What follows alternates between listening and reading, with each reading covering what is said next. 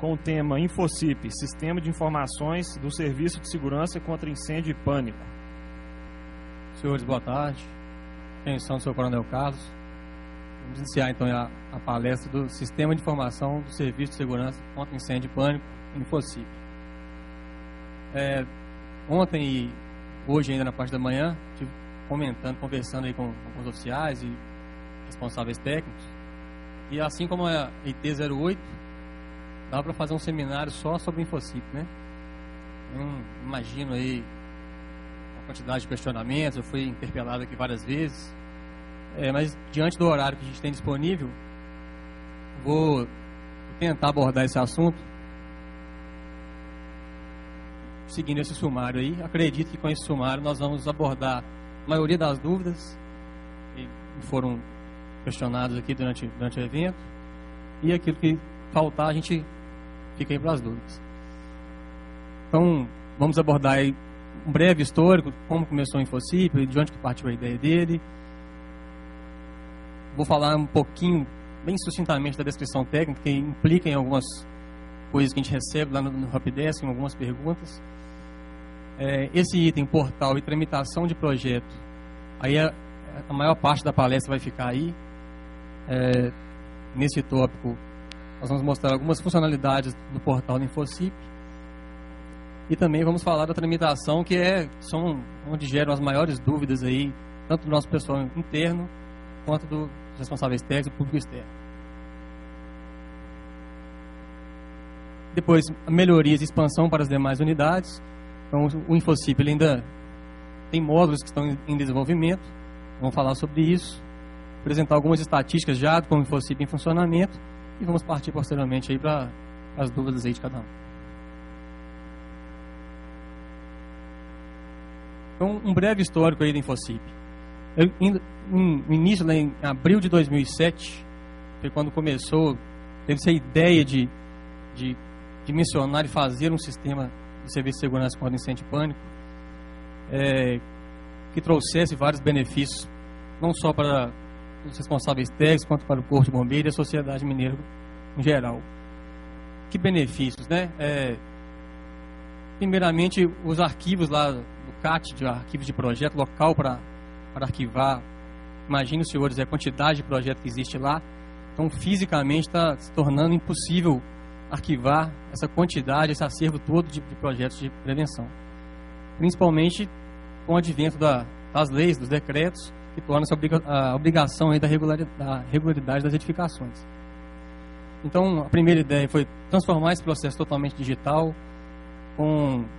Em 2007, a tecnologia não era como hoje, mas já nos possibilitava ter essa ideia. Foi uma ideia pioneira no Brasil. Nós vamos falar mais sobre isso à frente, o status que o InfoCip ocupa aí hoje no âmbito nacional.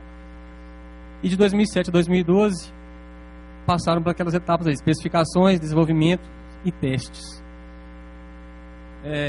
Nesse intervalo aí, desses anos, de 2007 a 2012, o capitão Souza, o antigo chefe da adjuntoria de sistemas, fez um levantamento agora no último mês e aproximadamente 40 pessoas passaram por essas fases aí, dentre desenvolvedores, técnicos e os militares que contribuíram lá para as ideias do InfoCip. Em 2012 a 2013, aí foi uma decisão da DAT, em 3 de setembro de 2012, o InfoCip foi disponibilizado para o público externo, para que ele entrasse em funcionamento. Aí, essa época aí, houve uma discussão enorme se estaria na hora ou não de colocar o InfoCip à disposição do público, e já tivemos diversas discussões a respeito disso, mas a minha opinião, foi uma decisão acertada, essa época, colocar o InfoCip à disposição do público externo e começar a funcionar o InfoCip, porque foi nessa época, a partir de setembro de 2012, que aqueles testes já haviam sido feitos exaustivamente dentro da diretoria do CAT, que para nós estava ok, nosso sistema agora está tranquilo, vai funcionar. Foi a partir desse acesso ao público que nós passamos a descobrir várias outras necessidades do sistema. Quem é da área de TI aí sabe que somente quando a gente coloca o usuário para tramitar, usar um sistema informatizado, é que conseguimos adequar e perceber algumas necessidades desse usuário. Então, posso citar alguns exemplos, né? O programador nunca imaginou que um usuário ia conseguir clicar no botão, selecionar uma ferramenta com o Enter, clicar com o mouse e dar um Enter ao mesmo tempo. Então aconteceu logo no início, aí dava um erro de programação. Aproveito quando, já que pode ser a dúvida de alguém, quando dá um erro de programação, aparece uma mensagem lá no corpo vermelho, escreve lá, algum erro número tal, comunica ao analista responsável. Esse analista não é o analista de projeto, tá? É o analista de sistemas. Então a gente recebe alguns fatos lá, direcionado ao analista do projeto. Aconteceu que o erro 599 aqui mandou comunicar com o analista. Esse é um erro de sistema, a gente vai corrigir, mas não é o analista do projeto. Nós vamos mudar essa mensagem lá e colocar lá, que procura o analista de sistemas. Tá aproveitando aqui que eu lembrei. Então em 2012 houve a faculdade, né? Em setembro de 2012 houve a faculdade para apresentação dos projetos na RMBH. Então fazia o pré-cadastro no InfoCip e o RT também poderia apresentar esse projeto de maneira física, nas pastas AZ, como sempre foram apresentados. Então foi de suma importância. Vou citar aqui nessa parte aí de 2012 um outro exemplo de como isso foi importante para que nós pudéssemos adequar o InfoCip. Aí muitos aqui, só para eu ter uma dimensão aqui, quem aqui presente é o usuário do InfoCip, né? O usuário que eu digo tem acesso, tem login e senha e usa regularmente. Então posso dizer que aproximadamente metade da plateia tem acesso ao sistema. Então acredito que essa mensagem agora vai entender aquilo que eu estou falando. Em setembro de 2012 nós começamos a ter um problema lá com os DAIs, pagamento de taxas. Vou adiantar essa parte, eu ia falar mais posterior na palestra, mas eu vou adiantar para que os senhores possam entender a importância que foi colocar o InfoCip em funcionamento em 2012. Pagamento de taxas, durante nossos testes, bom, tá, beleza, o sistema InfoCip ele gera um DAI ao final de cada solicitação de serviço, paga-se aquele DAI, então o sistema automaticamente ele passa a poder pré-cadastrar aquele projeto, né, a efetivar aquele projeto, está pronto para ser analisado. Ou seja, houve o cadastro dele no InfoCip, houve o pagamento da taxa, podemos tramitar esse projeto. E aí nós passamos a perceber que haviam muitos pré-cadastros e o pagamento da taxa não havia sido efetuado no sistema. Aí, poxa, por que o RT gera um pré-cadastro no InfoCip e não paga a taxa? Aí, pesquisando, nós descobrimos que, bom, primeiro pensamos assim, deve ser o costume, né? Antigamente, para pagar uma taxa referente ao projeto, entrava-se no site da CEF, emitia o DAI e pagava-se. Então levava lá na recepção do CAT. A recepção continuava cheia. E os pré-cadastros no InfoCip parados. Não, deve ser o costume. Colocamos alguns avisos, notas na recepção do CAT e não adiantou. Aí como fomos corrigir isso? Aí teve que virar norma, né? O CAT parou de receber esses DAIs lá emitidos pela CEF. Aí melhorou um pouco. E depois, pesquisando mais, fomos descobrir que o RT, que estava incomodando o RT, era o fato do DAI ele ser gerado no nome do RT. Bom, o pessoal lembra disso aí? Então, gerava-se um DAI lá, não vinha no nome do proprietário, por quê? Porque o InfoCip buscava o campo responsável técnico, e aí isso estava incomodando o pessoal, os RTs, porque estava emitindo, dependendo, uma taxa enorme no nome dele. Bom, fizemos uma pesquisa de campo na época e descobrimos que era isso, e mudamos. Então, o InfoCip passou, então, a buscar o campo proprietário.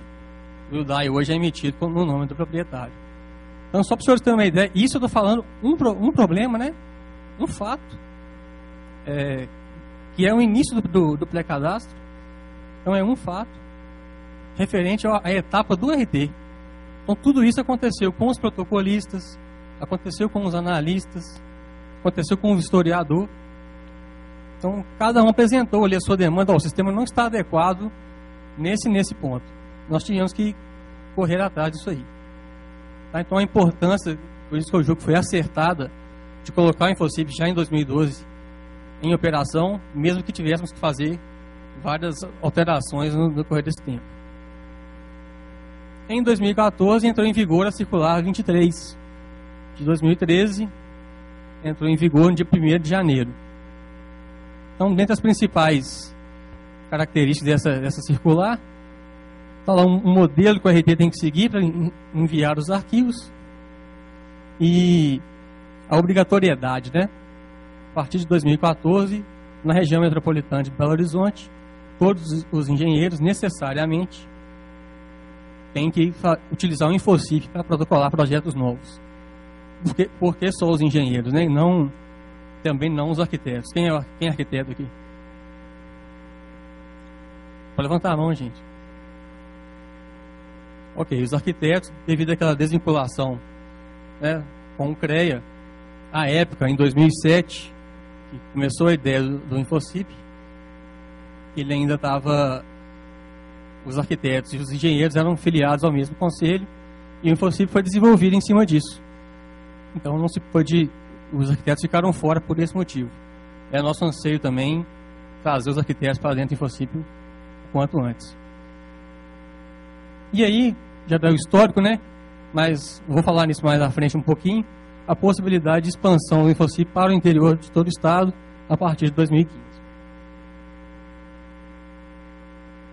A descrição técnica do sistema. Quem desenvolveu e mexe no sistema, na aplicação, a parte de programação, é a Prodenge, Companhia de Tecnologia de Informações do Estado de Minas Gerais. A Prodenge mexe com esse tipo de programa no âmbito estadual desde 1972. E tem um know-how ímpar, né, nesse tipo de sistema. E é por isso que nós não achamos ruim de ser a Prodenge a desenvolvedora e ser a proprietária aí dos direitos do sistema em termos de linhas de programação. Ela classifica o InfoCip como um software ou uma aplicação. Por que eu estou falando essa parte técnica aqui para os senhores, apesar de, acho que poucos aqui são da área técnica? Porque o sistema ele tem alguns pré-requisitos, que esses são os motivos do sistema, por exemplo, funcionar só no Mozilla 15.1, devido à classificação técnica dele. Ele é integrado com o Geosite, o Ceph e o CREA. Integração com SaaS, Software as a Service. São serviços, né? São softwares como serviço. O que é isso? Nós utilizamos o Geosite, utilizamos a Ceph, utilizamos o banco de dados do CREA, o que a gente chama lá de Web Service. Eles têm um serviço e disponibilizam para o InfoCip. Então, quando o RT vai pré-cadastrar um projeto no InfoCip, o InfoCip busca lá no CREA para ver se aquele responsável técnico ele é habilitado. Então, se ele não tiver ok lá no banco de dados do CREA, o InfoCip não vai aceitar ele como um usuário do sistema. Assim como o Geosite na questão dos endereços e com a Ceph em relação à emissão de taxas de segurança pública. A linguagem utilizada da programação é o Java na versão Framework JCompany 5.1. A importância disso é por causa dessa versão que existe o Mozilla 15.1 como pré-requisito do sistema. Trabalha na plataforma de banco de dados Oracle. A estrutura dele, o InfoCip. Aí, esse é um questionamento feito por muitos RTs logo no início, né, do InfoCip, sobre a segurança do sistema. Então ele tem 2 servidores de aplicação e 2 servidores de banco de dados que permitem ao InfoCip ficar no ar 24 horas por dia, 7 dias por semana. Ah, mas teve um dia que eu liguei lá e estava fora do ar. Então acontecem algumas manutenções periódicas e isso faz com que às vezes ele saia do ar, às vezes ele não está no ar não por causa do InfoCip, mas por causa daqueles demais softwares que eu citei que estão fora do ar. O CREA cai a banco de dados do CREA e o InfoCip não funciona.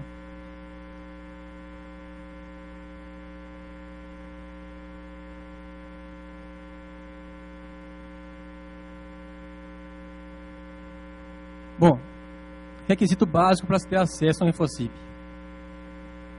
Acesso à internet e Mozilla Firefox na versão 15.1. Tenente, mas hoje em dia o Mozilla está bem mais avançado. O Mozilla hoje está na versão 15.31. Mas não posso mudar isso? Posso mudar. Mas isso aí nós vamos falar um pouquinho mais à frente sobre as melhorias. Não é tão fácil fazer isso. Quem é da área de tecnologia aí sabe que um dos principais problemas de se desenvolver hoje sites para qualquer órgão, a linguagem utilizada é o PHP, é adequar o modelo do site ali, o layout dele, aos diversos navegadores que existem. Então, o InfoSip foi desenvolvido por navegador Mozilla. Ele abre no Chrome, ele abre no Internet Explorer, mas aí algumas funcionalidades dele não funcionam tão bem quanto no Mozilla 15.1, que foi a versão que ele foi desenvolvido. Então já negociamos com a Prodenge de fazer pelo menos uma atualização periódica aí, de um ano em um ano, mas por enquanto essa é a versão ideal para funcionar o Mozilla, para funcionar o InfoSip. Bem, então aí o portal de acesso, né? Como que eu tenho acesso ao InfoSip? Então, o endereço www.prevencalbombeiros.mg.gov.br, ou se digitarem www.infosip.mg.gov.br, ele automaticamente cairá nesse link. Tá? Esse é o portal atual. Este portal ele vai ser modificado. Ele está num pacote de melhorias. Eu vou aproveitar, eu vou citar esse pacote de melhorias durante toda a palestra. Um pacote de melhorias denominado Melhorias 2015 InfoSip, que está lá na Prodenge, um total de 49 modificações. E por que eu estou dizendo isso? Tenho certeza que muitas dúvidas que vão surgir depois. Tenente, mas tem um negócio lá que está precisando inserir isso. Já, por exemplo, o caso do AVCB. Tem um campo lá no AVCB que tinha que ter lá uma exigência da ANP, que não tem como. Então, muita coisa a gente já sabe que tem que alterar e está nesse pacote lá, Melhorias 2015. Tá? À frente eu vou falar por que ele não é implementado de imediato. Quando, por exemplo, chegam boas sugestões, sugestões é ótima, tem que ser implementado. Por que na semana que vem já não está funcionando? Então eu vou explicar isso um pouquinho mais à frente quando falar dessas melhorias. Aqui eu trouxe o portal para apresentar algumas particularidades dele. O primeiro acesso do RT a esse portal, e aí vai para o pessoal do CAL, né, que futuramente vai ter que fazer isso. Os engenheiros já acostumaram aí como fazer. Aqui, cadastro do responsável técnico. Ele clica nesse link e cai nessa tela. Aí, isso aqui explica algumas dúvidas que aparecem lá no Helpdesk do InfoSip. Para se cadastrar, o que o engenheiro digita? O número do CREA dele e o CPF. Os demais campos não ficam disponíveis. Por que é assim? Pelo que eu falei, ele vai buscar lá no banco de dados do CREA. Tá? É aquele serviço integrado que eu mencionei lá, o SAS. Então, quando ele busca no banco de dados do CREA, ele já traz para mim aqui. Então, se o seu e-mail está errado lá no banco de dados do CREA, eu não tenho como mudar isso lá no InfoSip. Você tem que mudar isso no CREA para que as informações que a gente divulga no e-mail do InfoSip cheguem até você. Então, digite aqui o número do CREA e o CPF. Aqui nós temos duas inconsistências lá no Helpdesk. Primeiro, a gente coloca um modelinho aqui, de como deve ser digitado o número do CREA. Então percebam que ele tem um formato, né, que a Prodenge exige, que é o mesmo formato que está lá no banco de dados do CREA. Ele tem 10 dígitos. E a letra D, como vem lá mesmo no número lá de cada RT. Então o que acontece? O RT às vezes digita só o número final, que são 5 dígitos, que é o número total ele não complementa com os 10. E aí dá lá que ele não consegue se cadastrar no InfoSip. Outra coisa é que o CPF, quando começa com 0, esse campo aqui, o banco de dados do CREA não reconhece. Então quem tem o CPF que começa com 0, por favor, quando for cadastrar, retire o primeiro 0, que ele vai conseguir fazer o cadastro de imediato. Tá? Se não conseguir, faz o contato lá no Helpdesk, que a gente orienta e não tem problema também não. Mas é só para tirar essa dúvida, principalmente o pessoal do CAL, assim que estiver disponível também para os arquitetos.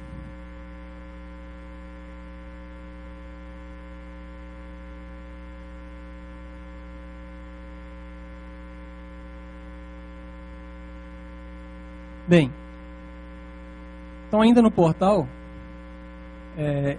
ele tem várias opções aqui que o próprio RT usa. Eu queria destacar que nessa coluna Links, o InfoCip tem algumas funcionalidades que pouca gente conhece e usa. Que é, por exemplo, verificar um processo de AVCB. Isso não precisa ser cadastrado no InfoCip. Qualquer usuário que entrar lá no www.prevençãobombeiros.mg.gov.br, se aquela edificação, por exemplo, eu tenho um filho que quer frequentar uma boate, será que lá tem AVCB? Se o processo tiver sido feito no InfoCip, você consegue vir aqui e consultar. Entra lá, clica aqui em verificar o processo. Na verdade, minto. É aqui, ó, verificar a regularidade. Depois eu vou falar sobre ele. Verificar o processo é para o proprietário. Proprietário da edificação, que às vezes o RT, ele está com aquele projeto sendo elaborado no InfoCip, e o Helpdesk recebe muita ligação lá de proprietário, falando, ó, o processo está aí, já tem 50 dias para ser analisado. Aí eu consulto o processo dele. Falo, não, mas esse processo já foi devolvido aí pro RT, já tem um mês. Aí como é que ele consegue saber isso sem passar pelo RT? Se ele entrar aqui, ó, ele vai ter a informação, né, do número do processo e o CPF dele, só isso precisa. O sistema dá aqui, ó. Então um RT aí que, eu estou falando de fatos, né? Então um RT que às vezes mente pro cliente dele aí, falando que está agarrado lá no Corpo de Bombeiros, ele consegue ver aqui, ó. Beleza? Então ele liga lá para mim e eu falo para ele, entra no portal e digita lá, que ele vai ver. Aí ele vê exatamente a data que entrou, qual era, ó, foi pré-cadastrado nessa data. Aqui é um teste, tá? Não é um projeto real, não. Foi para aguardando análise nessa época, foi analisado, está notificado a análise. Está aqui, ó, notificado a análise. Ok? Não é um caso ou outro, não. O pessoal liga lá, falando, ó, tá com o bombeiro aí tem 3 meses. Eu olho lá, não está, não. E esse caso aqui, sim, é consultar a regularidade da edificação. Então, por meio desse link, qualquer pessoa, não precisa ter cadastro no InfoCip, clica lá, digita lá o CNPJ ou o número do AVCB. Aí aqui eu vou alertar que o número do AVCB é sempre o número do projeto acrescido do número 1 ao final. Tá? O AVCB digital. Então, vai ser sempre assim. Ou o endereço, ó. Então, um cidadão, qualquer cidadão, sabendo o endereço, ele pesquisa aqui, insere os caracteres, e aqui é um caso real, ó. É uma edificação que tem o AVCB, tem a validade do AVCB, então ela está regular. É claro, né, que eu chamo a atenção que o InfoCip passou a ser obrigatório em 1º de janeiro de 2014 na região metropolitana. Então não quer dizer, se eu pesquisar uma edificação agora e ela não aparecer aqui, que ela não esteja regular, porque ela pode estar nos projetos, mais de 100 mil projetos físicos que estão lá no CAT. Tá bom? Mas futuramente a consulta vai ser pública aqui, ó. Qualquer um vai poder saber. Hoje nós temos no InfoCip mais de 1.800 projetos com AVCB. Então já dá para fazer algumas consultas aqui.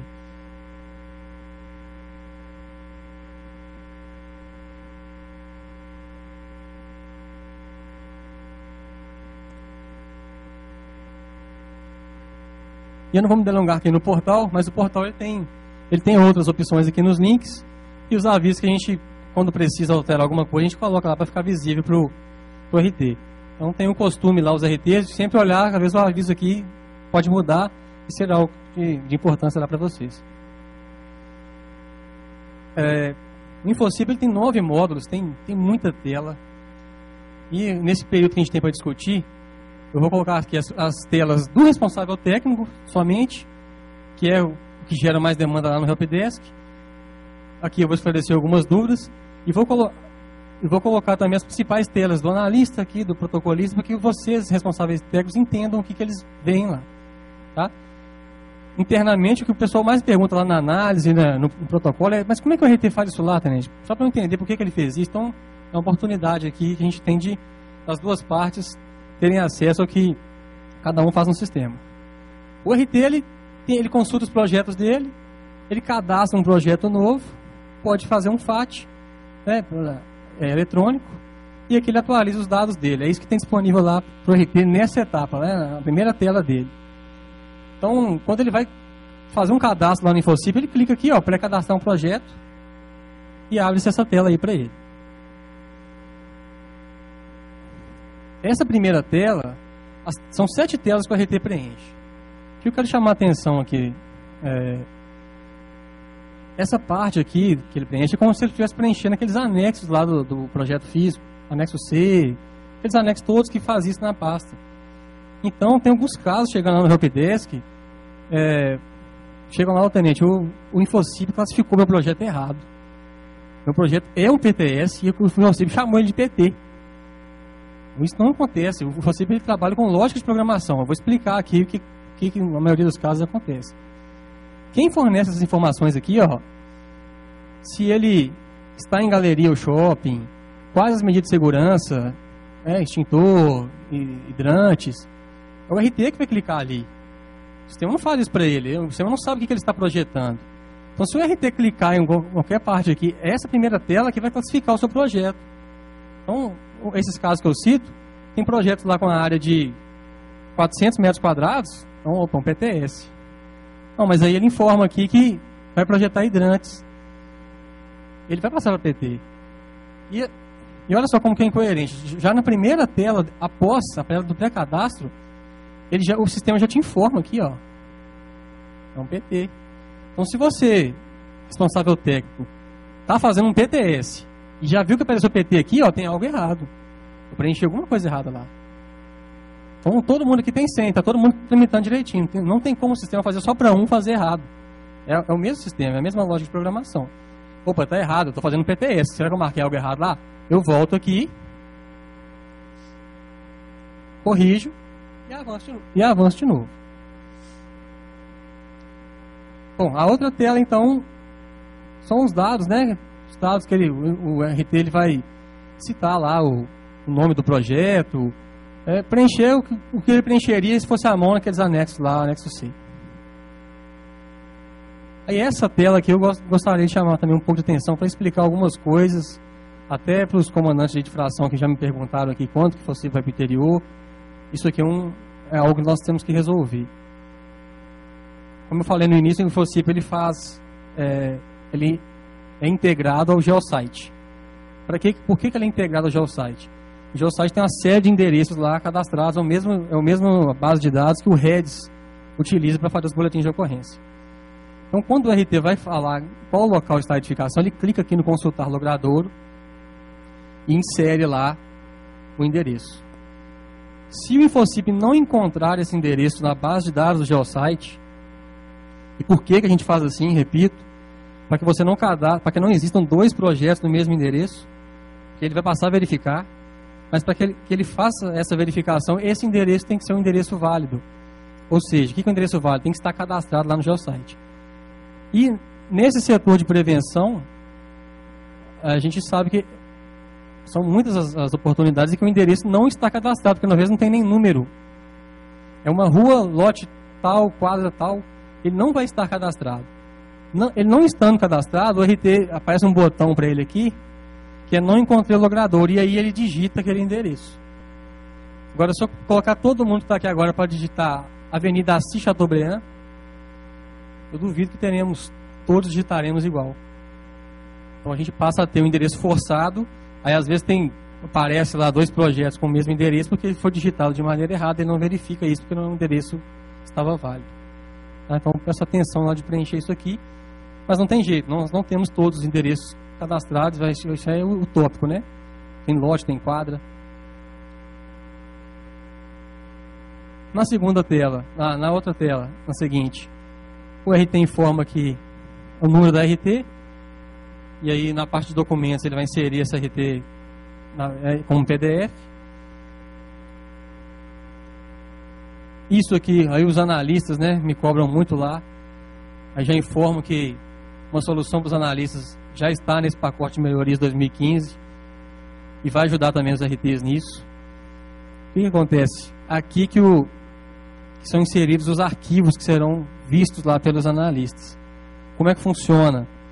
O RT ele tem que inserir aqui o arquivo anexar, e logo depois ele tem que dar nome, ele tem que vincular esse nome desse arquivo ao que ele é. E aí aparece aqui, né, uma série de descrições do que seria aquele arquivo. E esse é um probleminha lá que a gente tem até hoje, que tem gente que não acha o que ele quer colocar lá. Ah, gente, eu posso colocar em documento complementar?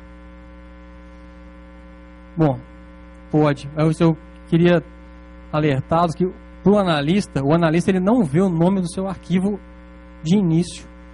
O analista ele vê o que você escolheu aqui, ó. E aí para ele às vezes fica complicado saber que um laudo de estanqueidade está no documento complementar 1. Então eu peço assim, que a hora que for preencher isso aqui, olhe lá, porque agora a gente está com um rol aqui de mais de 100 descrições. Eu já cheguei a pensar em colocar um Z aqui na frente do documento complementar, só para ele ir lá para baixo, porque ele está em ordem alfabética. Aqui que eu imagino que está acontecendo, o RT está com preguiça de rodar aqui e encontrar o que ele precisa. Aí ele, vou pôr aqui no documento complementar. Não tem problema, assim, o documento vai estar lá, mas isso prejudica um pouco o analista, porque ele vai ter que ficar procurando esse seu arquivo. Uma solução de programação, já pensamos sobre isso, e nesse pacote de melhorias não vai ser mais assim. Então, depois nós vamos apresentar lá como isso vai funcionar. Vai ter uma descrição só, vai ficar fácil de localizar, tá? E vai resolver o problema que outros me perguntaram aqui também, que o RT não consegue fazer o download dos próprios arquivos.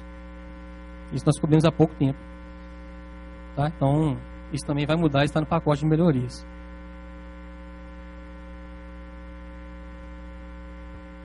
O RT ele conseguia fazer apenas... O RT até um mês atrás, ou 2 meses, ele conseguia excluir os arquivos que ele tinha inserido. Concordam aí? Você inseria um arquivo, quando era notificado, você conseguia excluir aquele arquivo. Isso aí para o analista era horrível, porque ele não conseguia comparar o que estava errado. Então nós corrigimos isso. E para o Helpdesk, como o Helpdesk ele tem acesso a todas as funções, nós achávamos que o RT conseguia fazer o download dos arquivos dele. E nós descobrimos há pouco aí com sugestões lá no próprio Helpdesk que ele não consegue. Isso é um erro, nós vamos corrigir. Tá? Já está lá no pacote, nós vamos melhorar isso aí também. Mas então, coloquei esse ponto de interrogação aqui. Não tem problema você usar, às vezes você pega um PDF e gera vários laudos num arquivo só e colocar aqui não. O analista ele vai ver lá que em um arquivo tem vários documentos, não tem problema, você precisa gerar 100 documentos não. Então, eu recebo algumas indagações no Helpdesk. Gente, eu já usei do laudo todo, eu tenho um outro laudo aqui. Se você pegar esse laudo e colocar no mesmo arquivo e colocar numa descrição só, não tem problema. O analista, no início, teve algum problema que os analistas olhavam só a primeira página. E nós orientamos, os analistas eles rolam ali o PDF. Se tiver 10 documentos ali, ele vai considerar que aqueles 10 documentos estão no projeto. Aí, ao final, do pré-cadastro, o RT vai ter um resumo do que ele projetou. Vai aparecer a tela para ele poder imprimir o DAI ou imprimir o resumo. E aí vai estar o DAI do sistema, DAI que o sistema gera. Já não traz mais o nome do RT, vem no nome do proprietário. Preciso pagar o DAI do sistema, o Infocipo não reconhece o DAI da CEF? Ele reconhece o DAI da CEF se você levar ele lá. Mas por que o CAT não aceita? Porque senão o sistema perde o sentido de ser online. Se você vai ter que comparecer ao CAT para mostrar que você pagou, aí a recepção vai continuar lotada, você vai continuar tendo que ir lá, e aí não tem sentido o sistema emitir um DAI dele. Mais para frente, aqui na tela do protocolista, vocês vão ver o que a gente desenvolveu para poder facilitar isso também para o protocolista. E uma função que não existia, e também foi devido às orientações aí do pedidos dos RTs, não era possível imprimir a segunda via do DAI. Uma falha, né? Uma falha que os programadores não previram. Eles previram lá o ideal, né? O RT fez, acabou de imprimir o DAI. Agora, se ele não imprimir, como é que ele fazia? Não tinha como. Então agora tem essa opção lá, então a aba segunda via do boleto, ele pode imprimir a qualquer tempo, desde que ele não tenha pago. Se ele pagar esse DAI, ele não fica mais disponível para ele imprimir a segunda via. Não faz sentido, né?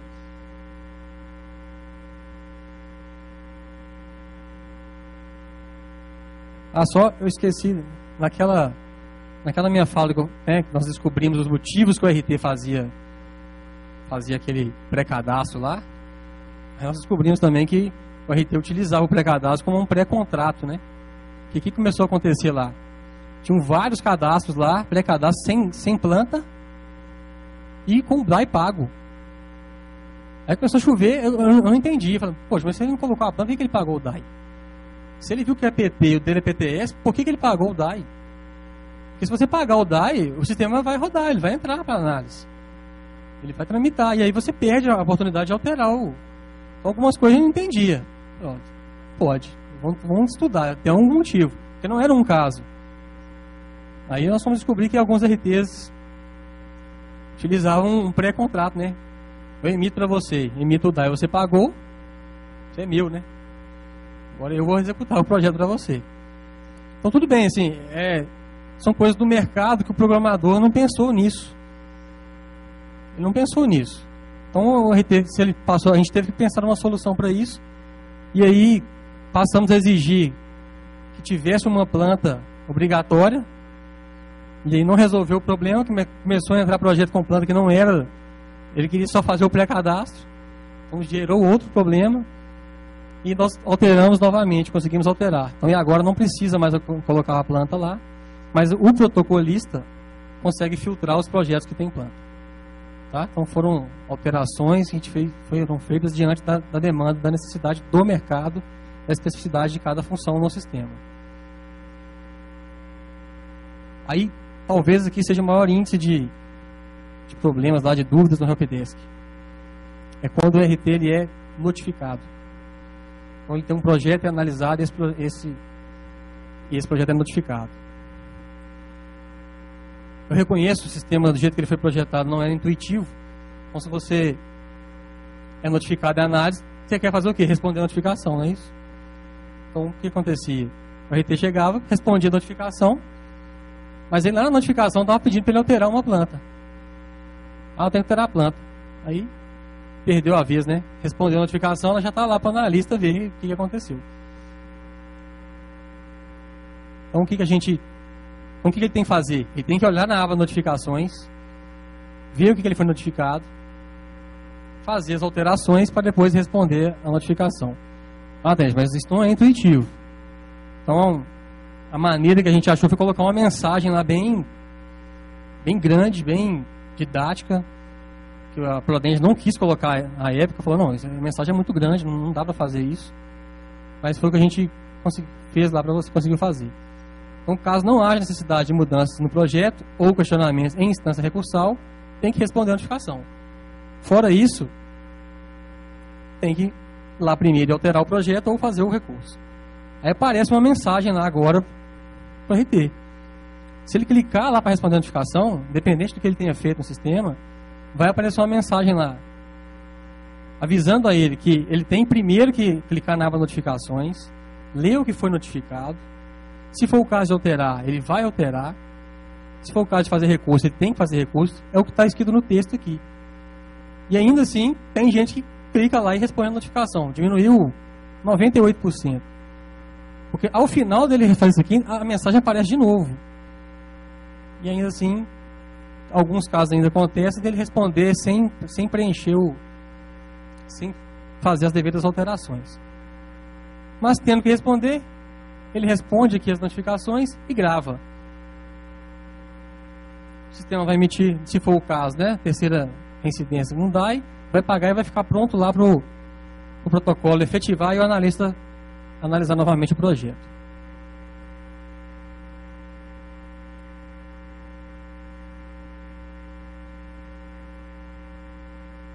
Se ele tiver que alterar o projeto, botão alterar projeto, as telas para alterar projeto são as mesas do pré-cadastro. Aí ele altera o que ele precisar alterar lá de acordo com o que foi notificado. Se ele precisar fazer um recurso, não concordar com a notificação, aí essa foi outra modificação que a gente fez no sistema. Então, quem é mais antigo aí no sistema lembra que para fazer um recurso tinha que ir lá no CAT, tinha que levar o arquivo digitado, né? Aí o protocolista recebia esse seu recurso lá. Então também não era o ideal para um sistema online. A gente fez essa alteração também no sistema e agora tanto o RDA, né, a reconsideração de ato, quanto o recurso de primeiro e segundo graus são feitos de maneira online. Da mesma maneira, tem uma mensagem logo após o clique ao botão informando que se ele não modificou o que ele tinha que modificar, ele vai perder a chance depois de alterar isso. E por que eu marquei essa tela aqui? Na consulta ao projeto depois fica o status aqui daquele recurso. Tem um status do recurso que é aguardando homologação. Porque pela norma, a autoridade competente para poder resolver um recurso de primeiro grau é o comandante do batalhão. E ele faz isso pela Infocip. Lá na unidade dele, ele vê isso lá. Então, periodicamente ele entra no sistema e vê o que está lá para ele. Ele lê lá o parecer e ele homologa ou não aquele recurso. Então o Helpdesk recebe muitas ligações lá, né? O meu projeto está guardando homologação até hoje. Mas isso é competência do comandante do batalhão. O que a gente faz como Helpdesk? Faz um documento, faz um contato lá e fala, ó, que às vezes está no período de férias, não passou a senha para quem ficou substituindo. Então pode fazer o contato no Helpdesk para alertar sobre esse assunto, mas não é porque a autoridade competente está fora da nossa unidade ali. Tá? É o comandante que autoriza isso na unidade dele. E aí, tramitando, o projeto fica aí na situação de aprovado, aguardando a vistoria. Na fase de vistoria, aqui eu estou indo em telas do RT, aproveitando todas as telas que trazem alguma dúvida para o RT, que é o botão modificar projeto. Que alguns RTs... Aí nós também levantamos essa informação, porque que tinha muito erro nisso aqui. Então nós descobrimos aí que o RT às vezes passa a senha dele aí para algum funcionário lá da empresa, que às vezes não domina a norma, o que é uma modificação de projeto e o que é ele alterar o projeto. E aí os termos, né? O português ele é alterar, modificar. Então às vezes um funcionário clica lá no modificar projeto. Modificar projeto é uma substituição de projeto, né? É um projeto que está aprovado ou com a VCB ou com a VCB vencido. E o RT quer modificar esse projeto, fazer uma substituição parcial ou total. Mas às vezes o que ele queria era só alterar. E aí ele clica em modificar projeto. Aí quais foram as soluções do sistema que a gente colocou? Uma mensagem também que dá exemplo de o que é modificar e o que é alterar projeto. E isso aqui ainda está dando problema. Tem gente modificando o projeto querendo alterar e modificando o projeto lá. Essa mensagem também aparece por 2 vezes antes dele gravar. Ainda assim, nós colocamos uma opção lá para ele. Se ele fizer isso ainda, fizer erroneamente, fica para ele disponível esse botão aqui, ó, que é cancelar a substituição. Mas até quando fica isso lá para ele? Até o protocolo efetivar. Então, se ele fez errado, pagou o DAI, e aí o bombeiro efetivou, aí eu não consigo voltar isso para ele. Né? Foram 3 erros seguidos, e aí ele entra como projeto substituto. E aí é só intervenção na Prodeng. Vou falar sobre essas intervenções, o que o Helpdesk consegue fazer, o que ele não consegue na parte ali do Helpdesk. Então, uma tela única que eu coloquei aqui do protocolista. Então, quando você, RT, faz o pré-cadastro, o que o protocolista faz na recepção do CAT, então, imagine, né? Aí eu volto a dizer a importância do Infocip começar a rodar em 2012. O analista não tinha nada disso aqui, ó, o protocolista. Ele começava a abrir o seu projeto um a um para ver se estava lá com os documentos e com o DAI pago. E no início, tudo bem, né? Aí imagine, hoje tem mais de 7 mil pré-cadastros lá no Infocip. E aí, aquele problema que nós descobrimos do mercado, que tinha gente que pagava o DAI, mas não tinha nada no sistema, o protocolista do Corpo de Bombeiros tinha que ver isso todo dia. E isso começou a virar uma bola de neve. Então, um dia tinha 10 projetos, no outro dia tinha 20, no outro dia tinha 35. Ele tinha que ficar abrindo um por um e ver quem tinha inserido documentos. Aí nós criamos os filtros que eu aumentei para facilitar aqui, ó. Então ele filtra por tipo de projeto, situação do projeto. Então ele pega os projetos que estão pré-cadastrados, projetos que estão com notificação respondida. Ele pega, tem um filtro aqui, projeto isento TSP, que também foi uma outra mudança que a gente fez quando o analista isenta lá na análise por ser item novo. pergunta se tem o DAI pago e se possui planta. Então tínhamos que adaptar o sistema totalmente para esse mercado aí. E aí sim, então agora ele faz todos esses filtros, só vai aparecer para ele aqui o projeto com esses filtros que ele colocou, tem o DAI pago, tem a planta, então ele não abre mais o projeto. Então daí a preocupação da RT lá, se ele substituir um projeto que tem que ser alterado, o protocolista não vai ver isso. Apareceu para ele aqui, ele vai efetivar. Não tem como ele fazer isso. Então, tem 7.000 pré-cadastros. Tá? Eu só separei aqui, muita gente confunde, né? Tem um protocolo de pré-cadastro e o número do projeto. O seu pré-cadastro só recebe um número de projeto quando ele é efetivado, o número do projeto. Esse aqui é aquele pré-cadastro que tem alguns lá que tem 2 anos que são pré-cadastro.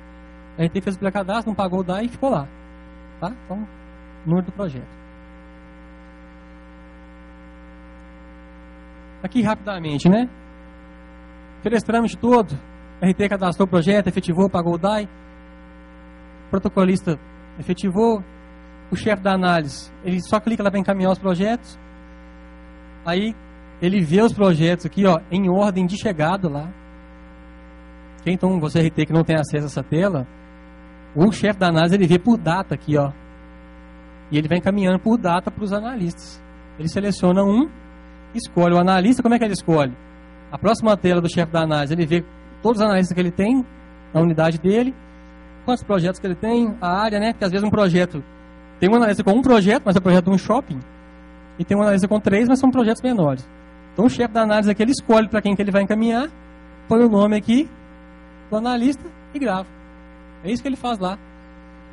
Tá? Então os projetos entram no InfoCip por ordem de protocolo. Estou dizendo isso que às vezes, Tenente, vê lá se tem como passar. Outra coisa, né? O helpdesk do InfoCip, ele é totalmente desvinculado lá do CAT. Nós resolvemos os problemas técnicos do InfoCip. Agora o CAT tem uma chefia do CAT, tem os analistas do CAT que são subordinados a, né? É uma outra unidade. O CAT tem as regras dele também. Algumas demandas do CAT passam para o helpdesk, né? Passam para o InfoCip, e a gente coloca aqui as necessidades que eles precisam. Mas o helpdesk tem como chegar lá e falar, esse projeto aqui, ele vai na frente. Primeiro não tem como passar na frente daquela maneira lá. E segundo, que a gente faz, às vezes, quando é um problema técnico, às vezes corrompe o registro de um projeto. E aí não é culpa do RT, porque não tem como tramitar aquele projeto. A gente comprovadamente vê isso, e aí sim a gente sugere, esse projeto está parado aí há 10 dias, mas era culpa do helpdesk. Então, pega a data dele aí, nós vamos colocá-lo na ordem que ele entrou. O analista, ele simplesmente clica lá na caixa dele, e aqueles projetos que o chefe da análise encaminhou para ele, aparece listado aqui, ó. E ele tem aqui a data de entrada também. Então ele pega e clica nele e vai analisar aquele projeto. E aí, aquela etapa, né, os documentos, como que ele vê os documentos lá, ó? Como tem a descrição que você escolheu, a data que ele entrou, e ele faz o download.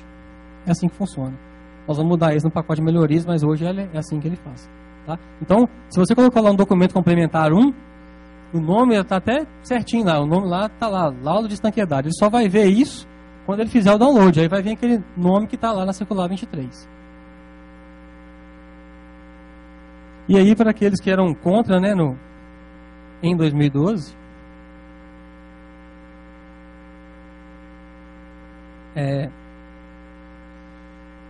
no início do InfoCip, muita gente era totalmente contra a análise digital. Preferia se abrir lá naquela mesa lá 20 pranchas a 1 a 0 para poder analisar o projeto.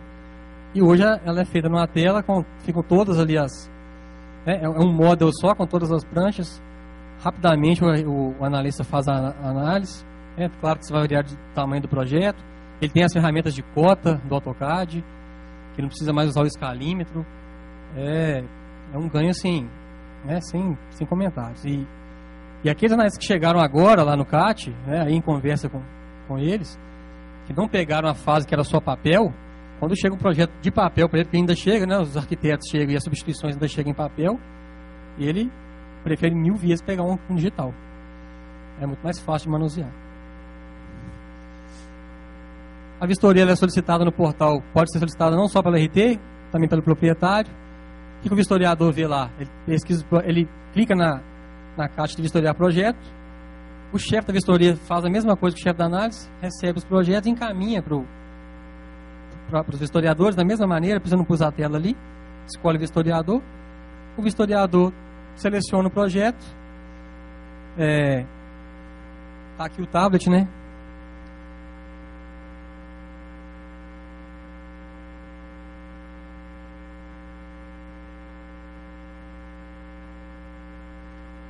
Bom,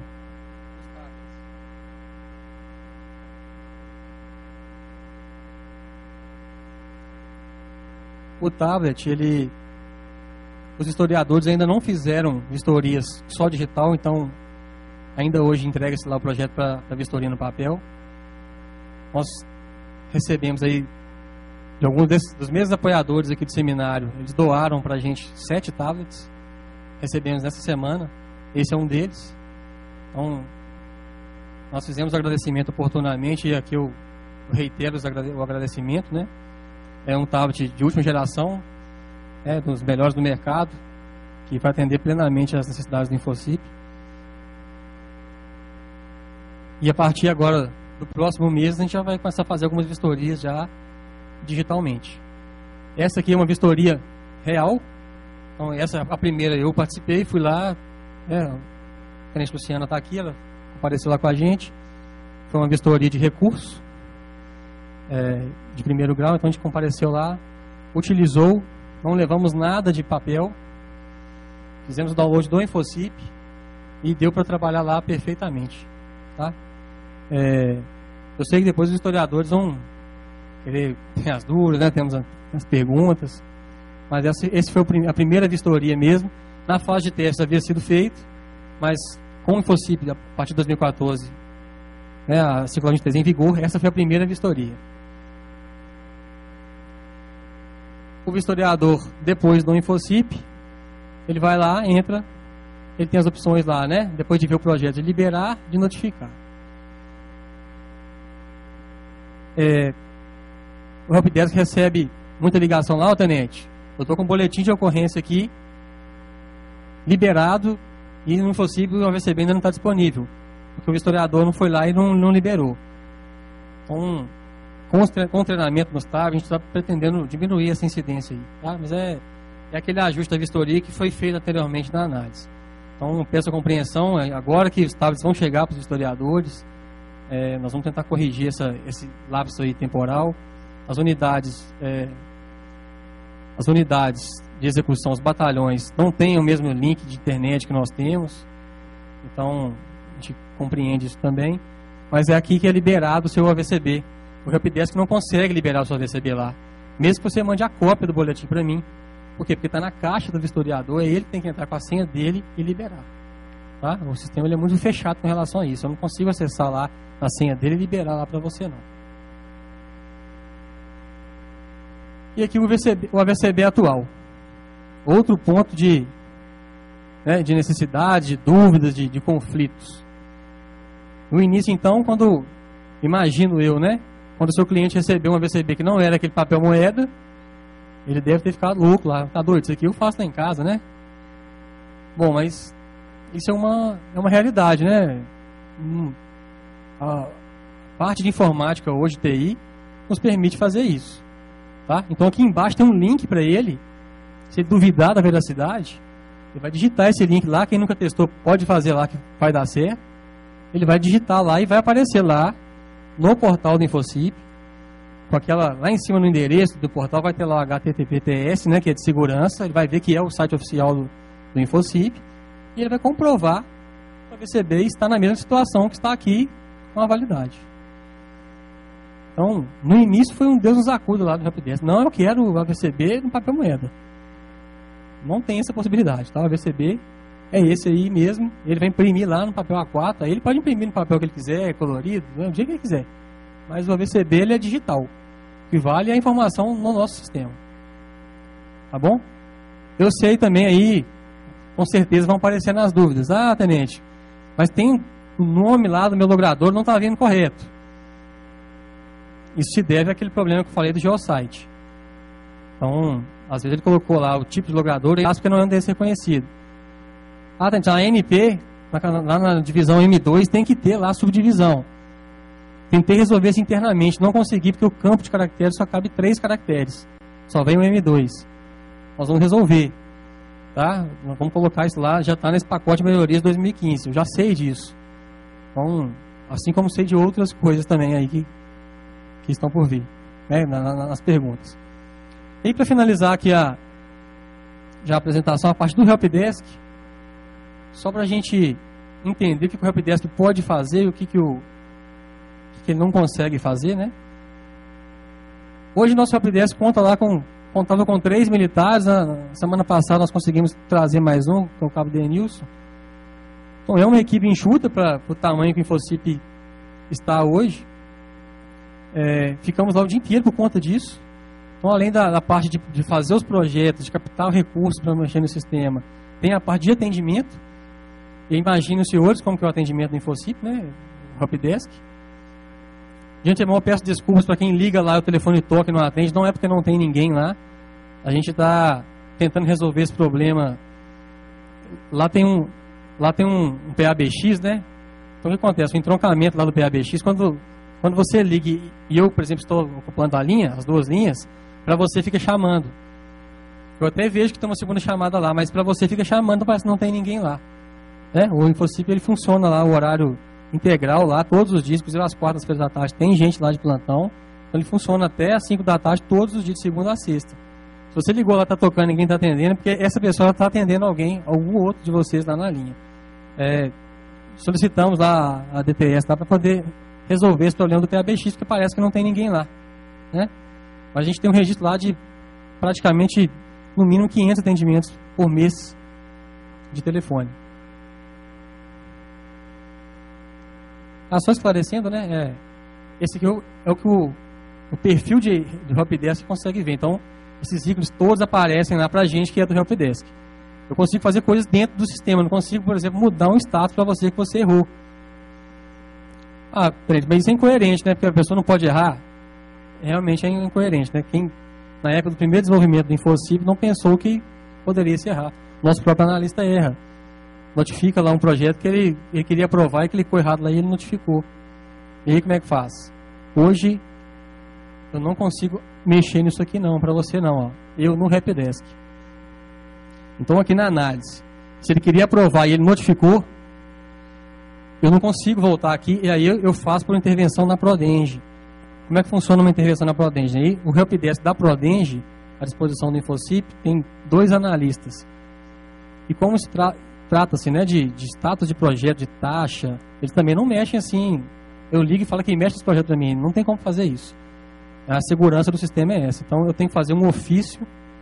Aí é burocrático, mas tem que ser assim. Né? Trata-se de taxas, trata-se de projeto de senhores aí, então não tem como ser diferente. Eu faço um ofício, mando para a Prodenge recebe esse ofício lá, ela só aceita o ofício impresso e assinado, e aí ele faz a intervenção para mim com justificativa. Então eu peço aí o cuidado de não fazer, né, não errar durante o trâmite do sistema por enquanto, mas ele está lá também nesse pacote de melhorias 2015. A intervenção nesse caso aqui para o Helpdesk. E aí vai ser totalmente auditado, o sistema já é auditado, mas aí vai ter justificativo de por que foi movimentado. Nós só vamos fazer, caso o RT solicite também, nós vamos ter esse arquivo lá. Tá? Mas hoje não é possível fazer isso.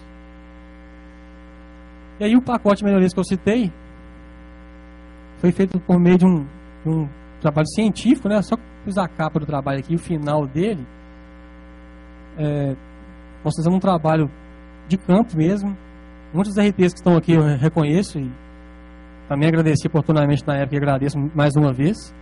Né? Eu visitei o escritório aí de muitos de vocês. Espero que tenham percebido que muita coisa que vocês me passaram naquelas entrevistas foram implementadas no Infocip.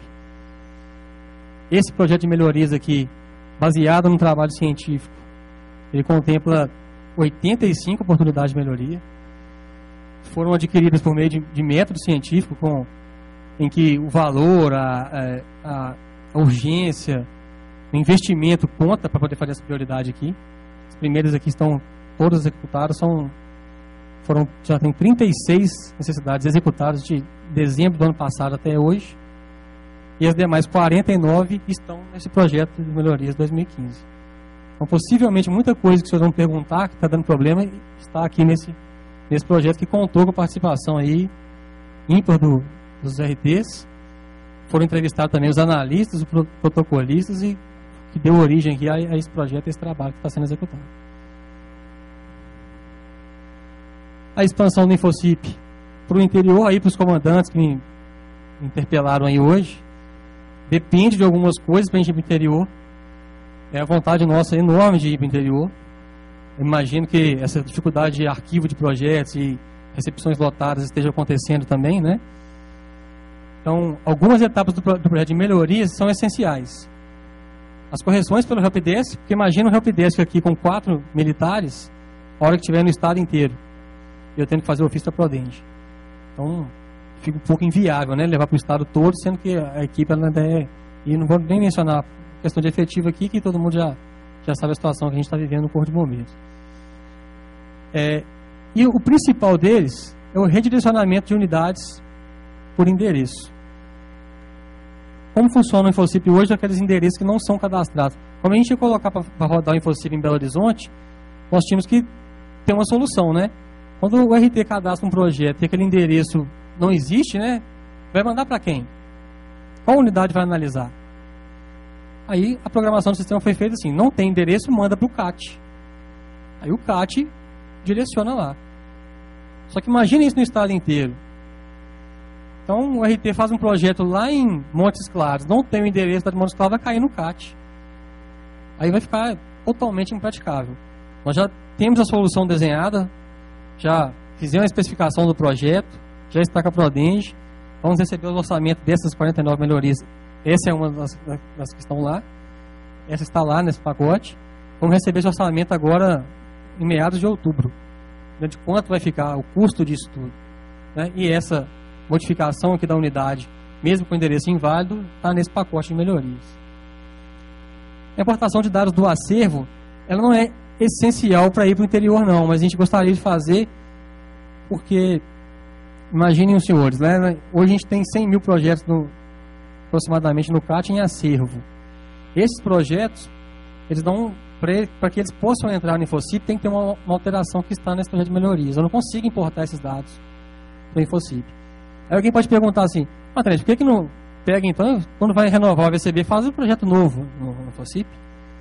Mas a Infocip vai cobrar a taxa integral dele. E não é isso que se não for a substituição total, não é isso que a norma fala. Imagina um projeto de um shopping antigo que está lá no acervo em papel. Aí eu vou obrigar o proprietário a digitalizar todas aquelas plantas? Então não dá, tem que fazer uma intervenção na programação para que ele receba esse acervo de uma outra maneira. Uma coisa que assola aí o estado inteiro é a estrutura de internet, né? Então, fiz o contato com o Tenente Couto lá da DTS. Até dezembro deste ano, a internet vai chegar nas unidades aí dos batalhões, pelo menos 2 megas nos batalhões e 1 mega nos pelotões.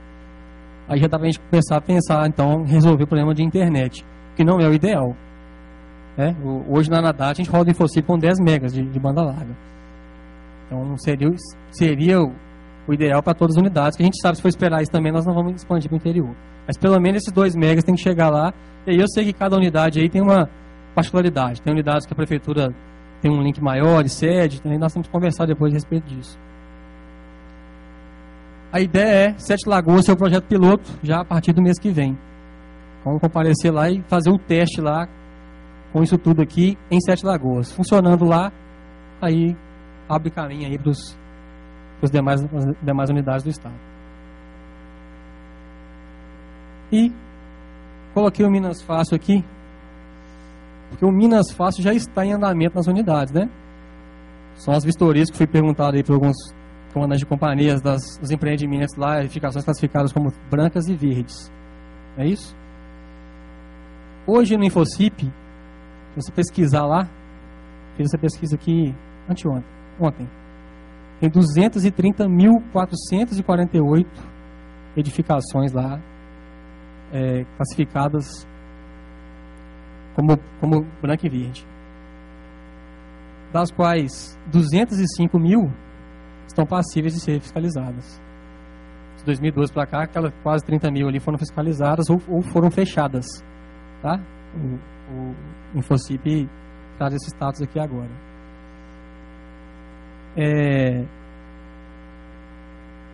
A demanda lá que o pessoal tem ligado para poder...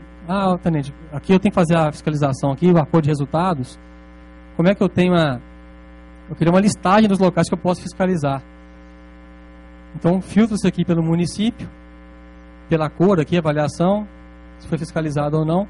E ao clicar nesse botão gerar relatório, ele vai dar uma listagem. Só que aí, nós descobrimos aí recentemente, os programadores da Prodenge não imaginavam um número tão grande, não. Então essa listagem aqui era listada com 1.500 registros. Então tem um município que tem mais de 1.500 registros.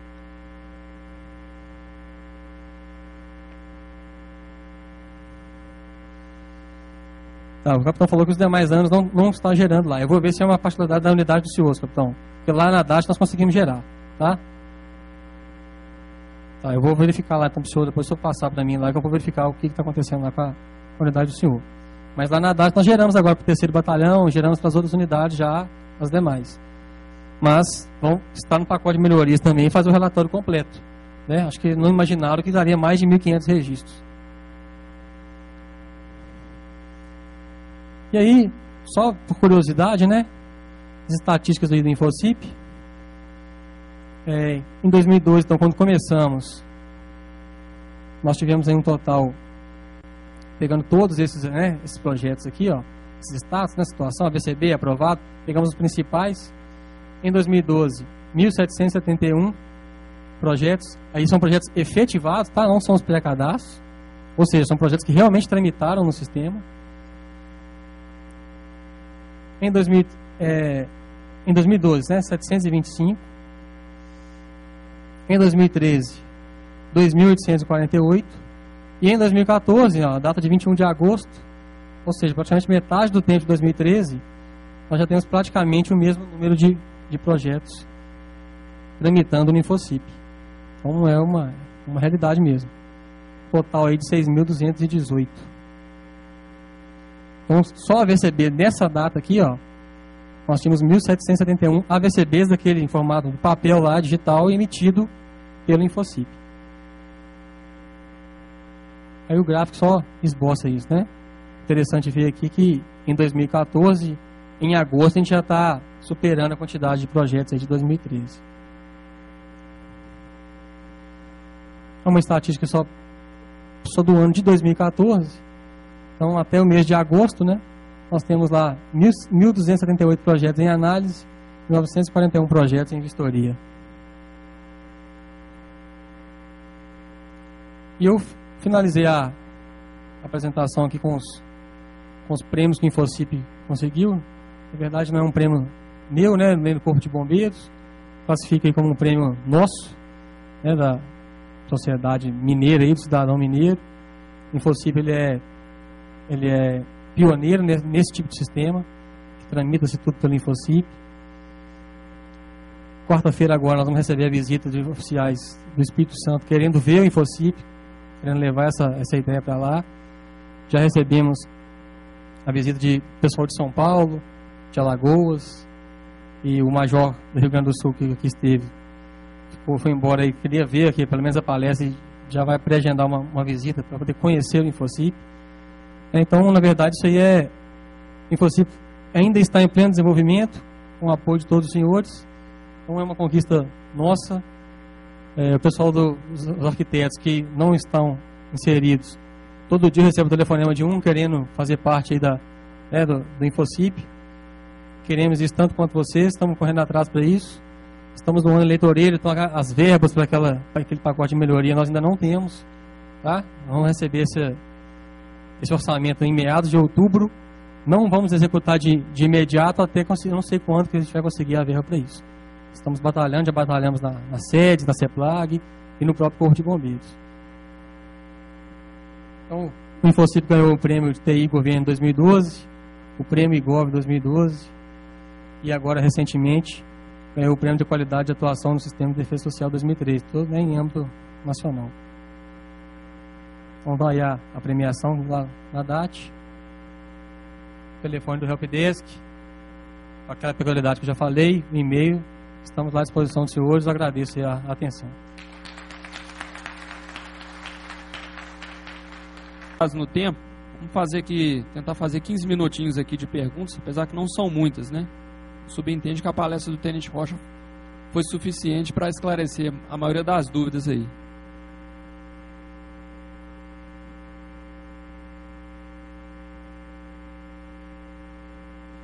Bom, tendo em vista o tamanho dos arquivos de AutoCAD, existe alguma possibilidade ou uma previsão de inserir mais de um arquivo? Exemplo, em alguns projetos temos mais de 30 plantas em um mesmo arquivo, resultando em arquivos muito pesados. Bom, naquelas descrições lá em que o RT tem que vincular o arquivo ao nome, né, uma descrição, hoje ela tem lá só uma descrição lá para o arquivo DWG, que seria de planta. A gente não vê necessidade de inserir mais de um arquivo, tendo em vista que o maior shopping está lá com um arquivo só, né? Então nós não temos nenhuma edificação aí no InfoCip maior do que esse shopping, com todas as medidas de segurança que um shopping exige, e ele tem 8 megas de tamanho. Então o InfoCip está preparado para receber 30 megas por arquivo e até 100 megas. A gente pode solicitar isso para poder aumentar caso necessário, mas nós ainda não vislumbramos essa necessidade não. Então o que a gente percebe é que muita gente não domina lá os comandos do AutoCAD completamente, o overkill lá, para poder tirar o que está extrapolando lá de linhas no AutoCAD. Eu gostaria também de reforçar isso, não é porque a gente quer fazer isso, né? Não tem vontade de aumentar esse tamanho, não. Imagine que o InfoCip está recebendo hoje todos os projetos da região metropolitana e vai receber os projetos do estado inteiro. Então, se eu passar a disponibilizar lá 200, 300 mega para o RT poder ter essa facilidade de não utilizar o AutoCAD da maneira correta, daqui a 2 anos eu estou extrapolando lá a capacidade de armazenamento do banco de dados da Prodenge. Então, eu entendo que o RT às vezes recebe de um arquiteto, um projeto arquitetônico, que tem várias coisas lá que para o Corpo de Bombeiros não interessa, a planta completa, e aí talvez o RT não queira limpar essa planta, mas aí não dá para a gente abrir mão disso, porque senão eu vou ter que ter uma manutenção de banco de dados enorme, tá? Por isso, mas o maior shopping lá no projeto, ele está lá com 8 megas na planta, então eu acredito que não seja necessário isso não. Próxima pergunta aqui. Quando respondemos a notificação e não alteramos o projeto, que procedimento deve se adotar? E por que não existe a opção de cancelar conforme existe em modificar projeto? Bom, acho que eu expliquei isso aí na palestra. No início da programação do InfoCip não foi previsto esse erro do usuário. Entendemos que o usuário pode errar. Respondeu e não queria ter respondido daquela maneira, mas ele já respondeu. Aí eu faço uma analogia com o sistema de banco, né? Então, se você fizer um depósito para mim, ele vai entrar na minha conta e para voltar esse dinheiro para você, nós vamos ter que ter um trabalho aí para explicar que aquele depósito foi indevido, não era a conta que queria transferir. O InfoCip é um sistema informatizado, assim como os demais. Então, está previsto naquele pacote de melhorias 2015, tá? Uma correção por meio do Helpdesk, auditada, para que possamos ver se realmente foi um erro do usuário ou não. Aí eu não falei durante a palestra. Às vezes alguém liga lá no Helpdesk no InfoCip e a gente fala, você só fez uma solicitação aqui, mas esse não é o e-mail que você está cadastrado no InfoCip, não. Eu não vou nem te responder, né, assim, tecnicamente. Por quê? Porque a segurança que eu tenho de quem está por trás daquele e-mail é o RT responsável por aquele projeto, é eu receber um e-mail daquele e-mail que está cadastrado no InfoCip, que está cadastrado no banco de dados do CREA que o InfoCip importou. Então, essa parte de segurança a gente toma muito cuidado. E hoje, como proceder hoje, respondendo então aqui a pergunta, no caso desses erros? Ou a gente faz uma tramitação interna lá justificando, não vai analisar, justifica lá e passa para voltar o status lá para o RT, ou é uma intervenção na Prodenge, que demora devido ao que eu expliquei na palestra, é por meio de ofício, tem que aguardar o ofício chegar na Prodenge para que a Prodenge proceda essa mudança de status. Ok? Até essa funcionalidade da manutenção ser feita pelo Helpdesk do InfoCip.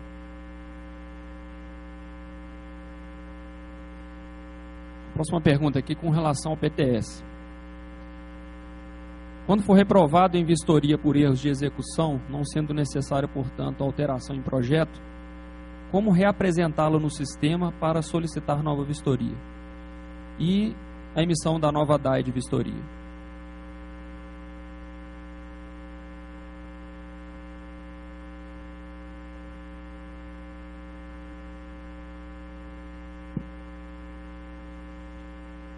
Bom, aí é só se ele for reprovado, né, o vistoriador ele vai informar lá no login dele que aquele projeto que a vistoria não foi liberada. Vai ficar lá notificado em vistoria com o que o vistoriador escrever. Aí basta o RT solicitar a nova vistoria. Tá? Então, existem os casos previstos lá para isentar a taxa, é possível isentar a taxa lá, se for um caso desse. Ok? Mas vai tramitar normalmente. O vistoriador ele vai dar não liberado e ele solicita a vistoria novamente. Existe uma outra aproveitando e emendando essa pergunta, que pode ser dúvida de alguém, nos casos da vistoria não realizada. O vistoriador pagou a taxa pelo serviço de vistoria, o vistoriador chegou ao local e não tinha ninguém lá. Hoje o sistema não tem uma função para poder aproveitar aquela taxa. Então, nesse pacote de melhorias, isso também está previsto lá. Ele vai informar que a vistoria não foi realizada e aí vai reaproveitar aquela taxa que foi paga para o serviço de vistoria.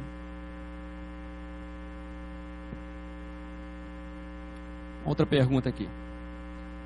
Podemos colocar os memoriais que não precisam de assinatura do proprietário na planta de detalhes do arquivo DWG, no arquivo do projeto? E quanto à ART? Bom, aí eu estou entrando na seara do CAT, né? Mas como eu já sei, converso muito lá com os analistas, os documentos têm que ser assinados lá pelo proprietário, né? Tem que ter assinatura, tem que ser inserido lá como documento. Aquilo que não precisa ser inserido pode sim ser colocado lá, o memorial pode ser inserido lá na planta, sem problema nenhum. Os analistas já têm essa orientação. Se estiver lá certinho na planta, ele não vai notificar você por causa disso, não. Pode proceder dessa maneira.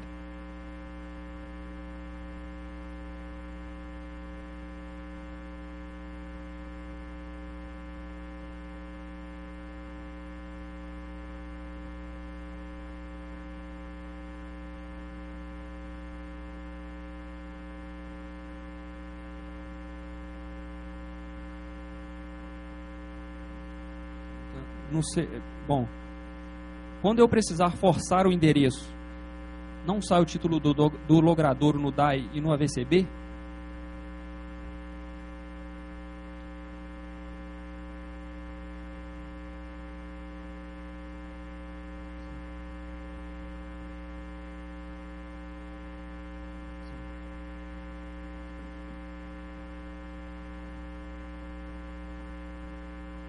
Sim, nós já identificamos esse problema a ser resolvido lá, que também está no pacote de melhorias, tá? Mas como que a gente faz hoje? Quando o endereço ele não está cadastrado no geosite, mesmo que o RT ele coloque lá o tipo de logradouro, né? Avenida, por exemplo, Avenida Brigadeiro, ele coloca o Brigadeiro ao título, né? Quando esse endereço ele é forçado, nós percebemos lá que o AVCB, o layout do AVCB, os campos que ele busca, ele não busca esse título. Então, para a prefeitura está faltando uma informação ali. Um paliativo que a gente faz hoje é o quê? Coloca esse título lá no nome. Já que o endereço está forçado, a gente coloca no campo nome, né, do logradouro, coloca o brigadeiro lá. Só tenha atenção quando for fazer isso, porque se não for um endereço forçado, e você colocar o título lá, ele vai sair duas vezes no AVCB. Aí vai sair brigadeiro, novamente, e o nome. Tá? Então, se ele for forçado, pode fazer isso, por enquanto. É o que a gente faz no Helpdesk quando alguém liga lá, a manutenção que a gente dá a gente altera lá, colocando esse nome no campo logradouro mesmo. tá respondido, mas nós vamos mudar o AVCB nesse pacote de melhorias. Vamos mudar de maneira, inclusive, que consiga se colocar uma observação, que hoje não é possível fazer isso. Aí o militar que tem um perfil de chefe da vistoria, ele vai poder inserir uma observação lá. Dessa maneira nós vamos tratar possíveis, né, problemas futuros. Porque hoje o único problema com isso é a necessidade da ANP de colocar a subdivisão lá do M2. Mas a gente já pensa que futuramente pode ter uma outra exigência, que aí nós vamos ter que desenvolver outra melhoria. Então vai ser possível inserir uma observação que hoje não é possível. Tá?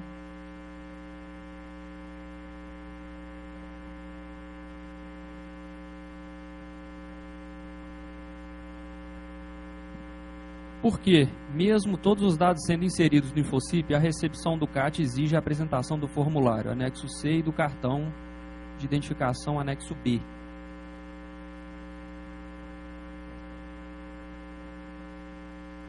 Bem, aqui entra na seara lá administrativa do Centro de Atividades Técnicas.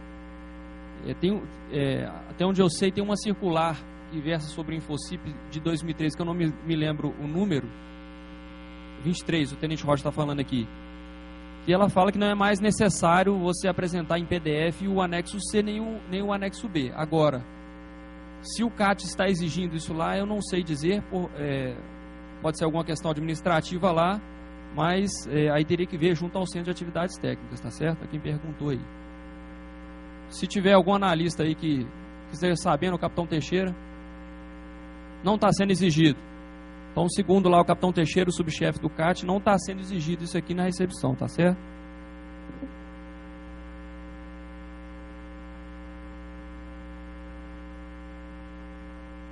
Uma última pergunta aqui. A partir de que data o InfoCIP permitirá a tramitação de corpo técnico sem ter que responder à notificação? Seguindo aqui, laudo de impossibilidade técnica e renovação do AVCB.